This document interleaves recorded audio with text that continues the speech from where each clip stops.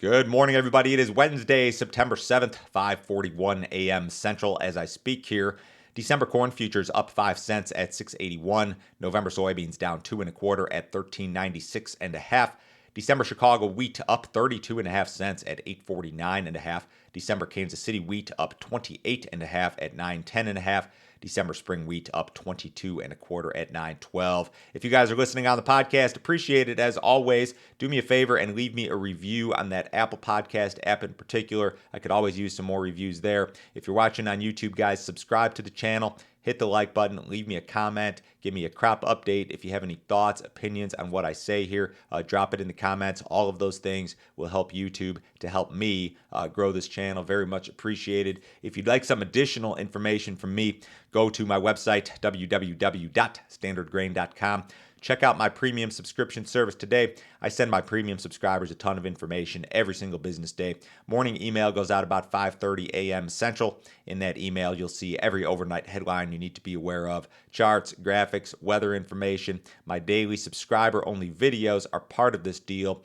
Yesterday, I did kind of a seasonal study. Does corn rally after Labor Day? We talked about the period after Labor Day weekend, what typically happens in the weeks and months following that holiday weekend. If you guys are interested in this sort of content, sign up today. $50 a month, cancel at any time. No other fee, no other obligation. Nobody will try to sell you anything else, I promise. Russia's President Vladimir Putin may look to revise the Ukraine grain export deal. Putin said today that Russia and the developing world had been cheated by the UN brokered deal. Putin said this: "What we see here is a brazen deception, a deception by the international community of our partners in Africa and other countries that are in dire need of food. It's just a scam." Putin warned of a global food crisis if the situation is not addressed. He said that he would contact Turkish leadership to discuss amending the deal in order to restrict which countries can receive shipments. Putin claimed that only 2 of 82 ships out of Ukraine went to poor countries. He said this: "Almost all the grain exported from Ukraine is sent not to the poorest developing countries, but to European Union countries."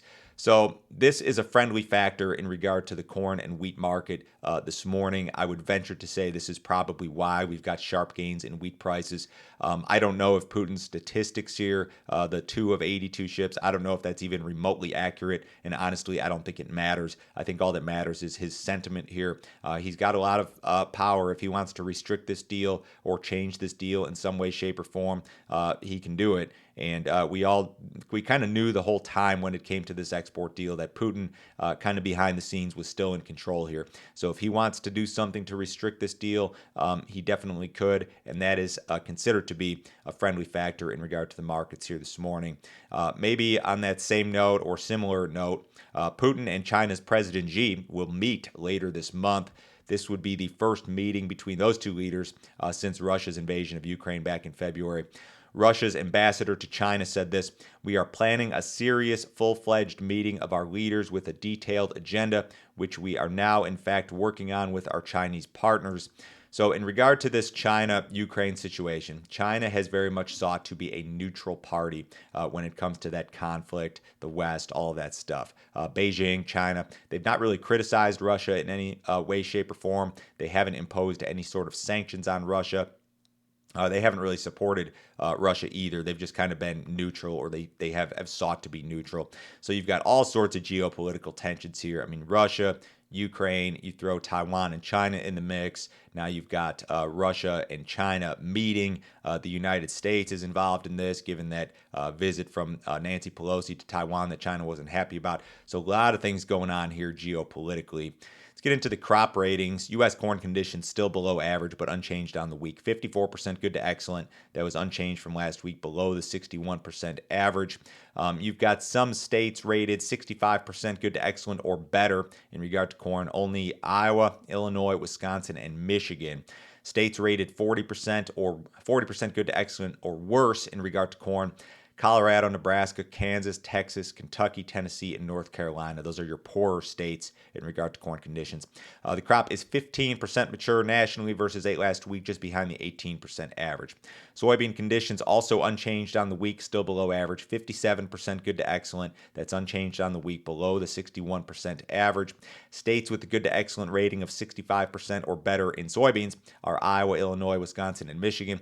States with a rating of 50% good to excellent or worse in soybeans, these are your poorer states: Nebraska, Kansas, Missouri, Louisiana, and Kentucky. 10% of the crop dropping leaves versus 4 last week, 14 on average. Winter wheat planting is underway, 3% complete nationally versus nothing last week, right on par with the 3% average. You've got activity noted in Texas, Oklahoma, Colorado, South Dakota, Nebraska, Montana, Idaho, Washington, and Oregon. The spring wheat crop now 71% harvested, up from 50 last week, still way behind the 83% average. Of course, the crop was planted late. It's being harvested late. No surprise there. Chinese soybean imports were down sharply in August versus last year. Chinese customs data indicated that the country imported 7.17 million metric tons of beans in August, down from about 9.5 during the same month last year. That's a decline year over year of 25%. That's the lowest soybean import print for the month of August since 2014 in regard to China. Imports have been slow the last few months. Traders noted high prices, weaker demand.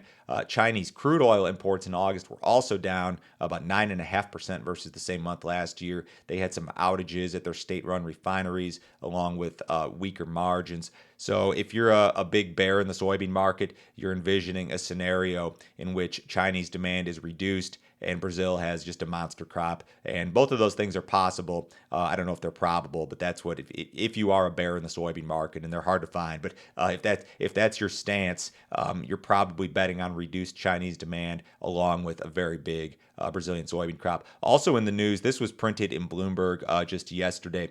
U.S. is losing soybean export edge as Brazil closes logistics gap. This is a really nice article that detailed a lot of the logistical type items regarding the U.S. and Brazil and how they kind of compete for Chinese business. And this stuff goes out to the masses. You know, every fund trader in the world reads this stuff printed in Bloomberg. U.S. radar pretty quiet this morning. Maybe some rain on the East Coast here. Maybe some tropical stuff here. You know, it's hurricane season, so some of the southeast could see some heavy tropical related type rains here over the next week or so. You look at the next 7 days, the southeast, you know, Florida down into the southeast could see a lot of rain. In regard to the Corn Belt, same kind of deal here. Central and eastern areas may catch some rains. The west, much drier. Western Iowa, Minnesota, Dakotas, Nebraska, down into Kansas, Oklahoma, Texas, mostly dry here over the next 7 days. 6 to 10 is kind of dry, and then a mixed bag in regard to temperatures.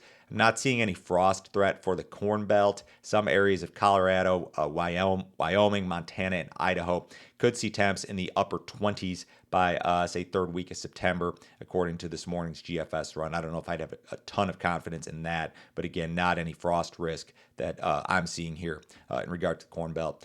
Cattle market was higher yesterday. Not much cash trade to speak of early this week. We'll see what develops today. In the outside markets, the U.S. dollar is up again. The stock market up just marginally. The S&P's up 4 points. The Dow up 20. Bonds are about flat. Precious metals about flat. Crude oil up 64 cents in the October WTI 87.52. Have a great day, guys. I will talk to you Thursday.